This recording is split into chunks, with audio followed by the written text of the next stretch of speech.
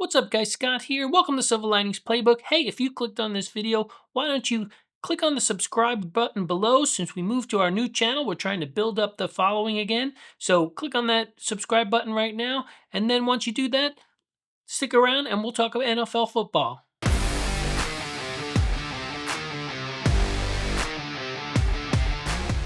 The NFL draft is upon us, and it's not going to be a surprise when the Raiders pick Fernando Mendoza with the number 1 pick. If you weren't certain of that, the signing of Kirk Cousins by the Raiders to be the bridge quarterback while Mendoza learns the system is a dead giveaway because Kirk Cousins is the same kind of guy as Mendoza, a great mentor for Mendoza, and if you weren't sure who the Raiders were picking, you're definitely sure now. And I just want to give a brief thumbs up and applause to Kirk Cousins' agent for once again getting Kirk Cousins a guaranteed contract for a guy who is really an average quarterback for so long. I'm not meaning to attack Kirk Cousins, but it's kind of crazy the amount of money that he has earned in guaranteed contracts over the years for not really winning anything. He hasn't won a Super Bowl. He's just a good guy, a good citizen, a good teammate, and I guess that's worth a guaranteed $20 million a year. So congrats to Kirk Cousins. I don't know how he keeps doing it, but good for you. Maybe this is the last time he gets away with getting a contract for, just holding down the fort, but we'll see how that goes. I don't mean to attack Kirk Cousins, but it is fascinating how much money he's made over his career. And not really produced any big results, but it is kind of shocking. Other big news, Giants traded Dexter Lawrence to the Bengals. Dexter Lawrence said he's never felt so excited to play in a season, which if I was a Giant fan, I'd be kind of hurt to have heard that from him. I guess I don't know what he's been doing for his career thus far. He's playing well, but I understand why you want to get out of New York. I don't understand that when a winning coach comes in and is going to institute a new system that probably will lead to winning, that you want to leave. But that's what Dexter Lawrence wanted to do.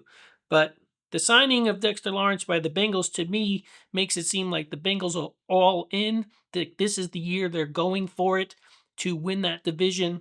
All the other teams in their division have new coaches and new coaching staffs.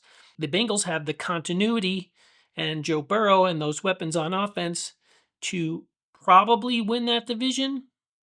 So by bringing Dexter Lawrence in, who's going to help fill the loss of Trey Hendrickson, although they're very different types of players, but having somebody like Dexter Lawrence there helps solidify the defense, and the moves the Bengals have made thus far have also been on the defensive side of the ball this offseason. So it seems like they've realized their defense has been lacking, and they're trying to solidify it. So we'll see once the season starts if that comes true. But the Bengals seem to be signaling that they're all in this year and going for the Super Bowl.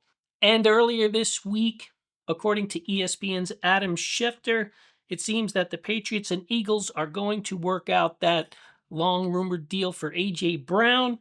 That trade will not be able to be finalized till after June 1st because of salary cap rules, and the Eagles, if they trade him after June 1st, they will be able to spread out the remaining salary over 2 seasons as opposed to taking a $40 million cap hit this season if they were to trade him or release him before June 1st.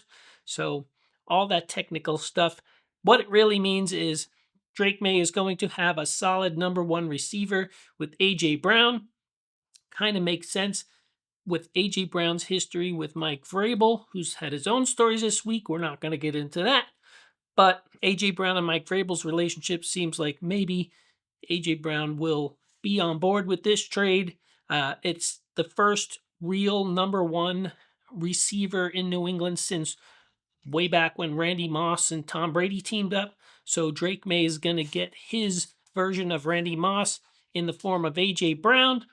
Josh McDaniel will have another weapon. It'll be interesting to see how this offense shapes up. They also signed Romeo Doubs to a big contract, which is more money than I think he's worth, but we'll see how Romeo Dobbs works out. Maybe he's just been buried in Green Bay with a bunch of similar receivers there. He does have injury problems, so hopefully Romeo Dobbs can stay on the field. So Dobbs and A.J. Brown, not yet, but after June 1st, will be the wide receivers in New England. It'll be interesting to see who New England drafts. I think they should probably look to the O line because they were exposed in the Super Bowl by the Seahawks so badly. They also lost their center to the Bears, and it looks like they'll probably be moving their rookie guard Wilson to his natural position of center, as I stated in an earlier video. But we will see what goes on with the Patriots. The Patriots, they're clearly looking to improve the offense. The playoff performance in all those playoff games, if not for maybe the worst quarterback performance by the Houston Texans, C.J. Stroud, and Bo Nix getting injured, the Patriots probably don't make the Super Bowl last year. Other than those two really bad games, I mean, the Patriots defense really got them to the Super Bowl.